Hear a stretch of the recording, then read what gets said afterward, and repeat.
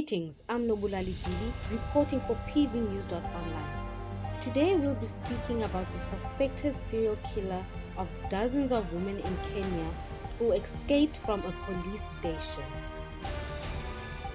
Kenyan police launched a major security operation after the escape of a suspected serial killer, believed to have murdered dozens of women.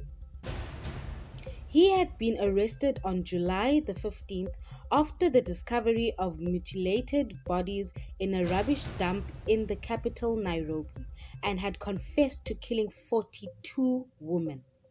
Kenyan police on Tuesday arrested 8 of their own officers and launched a manhunt after a man accused of murdering and dismembering 42 women escaped from a Nairobi police cell along with a dozen other people.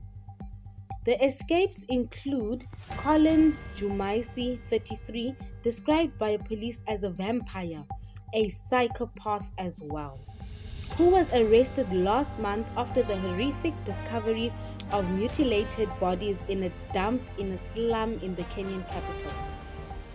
Jumaisi and 12 others appeared to have escaped by cutting through a wire mesh roof at the police station. Our primary investigations indicate that the escape was aided by insiders, Acting National Police Chief Gilbert Masengeli said in a statement.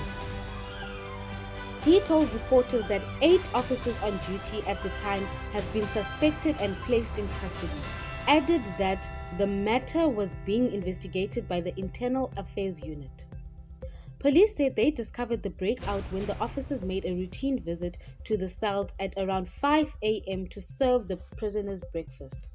On opening the cell door, they discovered that 13 prisoners had escaped by cutting the wire mesh in the basking bay. Police said, referring to a covered courtyard area in the station where detainees could get access to fresh air. The 12 prisoners had been arrested for being in Kenya illegally, police said, adding that 4 others who did not escape were helping with the investigation. The police station is located in the upmarket Nairobi district in Gigiri, home of the regional headquarters of the United Nations and numerous embassies. It is the second time in barely 6 months that a suspect in a high-profile case has escaped from custody. Kenyan national Kevin Kengete, who is accused of murdering his girlfriend in the United States last year and leaving her body in an airport car park, fled a police station in February before being caught about a week later. Jumaisi had appeared in a court in the Kenyan capital on Friday when the magistrate ordered him to be held for a further 30 days to enable police to complete the investigations. The head of the Directorate of Criminal Investigations, Mohammed Amin, said after his arrest on July 15th that Jumaisi had confessed to murdering 42 women over a 2-year period from 2022 and with his wife, his first victim. "We are dealing with a vampire, a psychopath," Amin said at the time.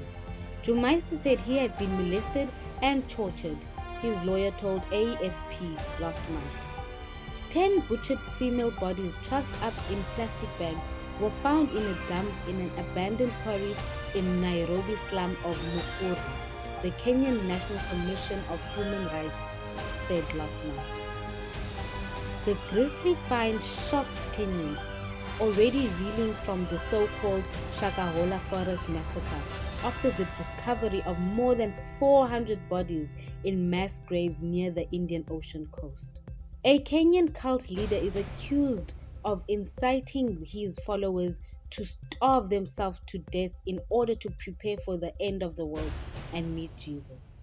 He faces numerous charges including terrorism, murder, and child cruelty, along with dozens of co-defendants. The Mukuru find threw a fresh spotlight on Kenya's police force as the bodies were found just 100 meters from a police station. The state-funded KNCHR said in July it was carrying out its own investigations into the Mukuru case because there is a need to rule out any possibilities of extrajudicial killings.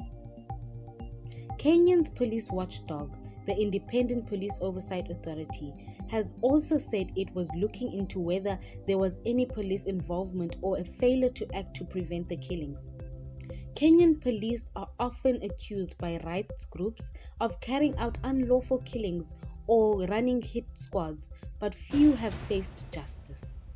This has to be one of the most traumatic and terrific news segments. Please comment in our comment section. Tell us what you think about these killings that are happening in Kenya. If you haven't subscribed on our YouTube channel, please subscribe at pvnews.online. Follow us on Facebook, X, and Twitter. You can also download our pvnews.online mobile app on Play Store and on iOS. I am Nobulali Dili, reporting for pvnews.online, signing out.